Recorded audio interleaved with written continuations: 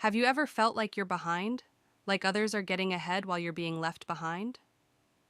Do you wonder if your efforts are seen or appreciated?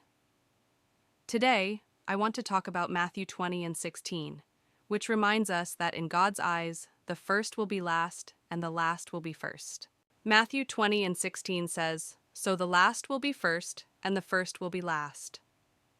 This verse teaches us that God's way of measuring success and importance is very different from how the world measures it. In our world, being first usually means having the most power, money, or recognition, but in God's kingdom, it's humility, service, and faithfulness that matter. Sometimes we feel like we're behind in life. We might not have the wealth, status, or achievements that others have, and it's easy to think that we're failing. But Jesus tells us that God sees things differently.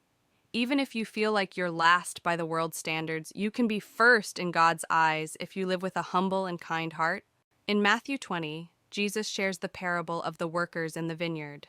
Some workers started early in the day, and others started later, but they all received the same reward. This parable shows that God's grace isn't based on how long we've worked or how much we've achieved, but on His love and generosity. Jesus isn't saying that being first or successful is wrong, but He's reminding us that what matters most is our character, not our status. We shouldn't get caught up in competing with others or thinking that we need to win in life. Instead, we should focus on serving others and trusting in God's plan for us.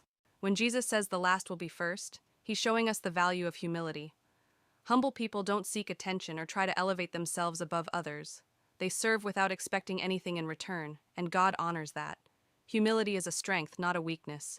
This verse also encourages us to be patient. Sometimes it feels like we're not making progress or that our efforts aren't paying off. But God sees everything. Even when no one else notices, God sees your faithfulness and He will reward you in His perfect timing. It's easy to get discouraged when we compare ourselves to others. We might feel like we're falling behind or not living up to expectations, but Jesus teaches us not to worry about what others are doing. God's plan for your life is unique, and He will lift you up in His time. Matthew 20 and 16 reminds us that we don't have to fight for recognition or try to push ourselves ahead of others. Our value doesn't come from how we compare to others, but from who we are in God's eyes.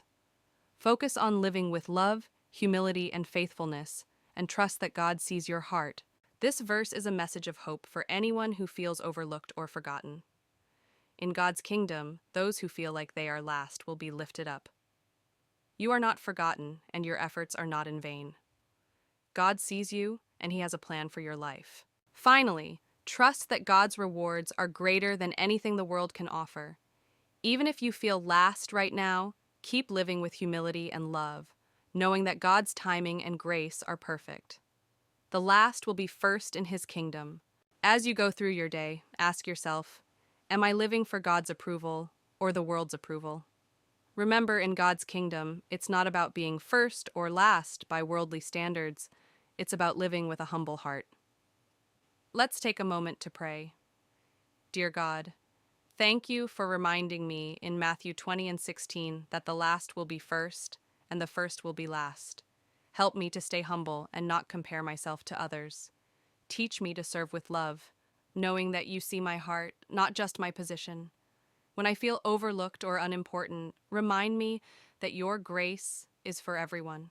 Help me trust Your timing and plan for my life, knowing that You value me no matter where I stand in the world. Let me honor You in everything I do with a heart full of faith. Amen. Thank you for joining me today.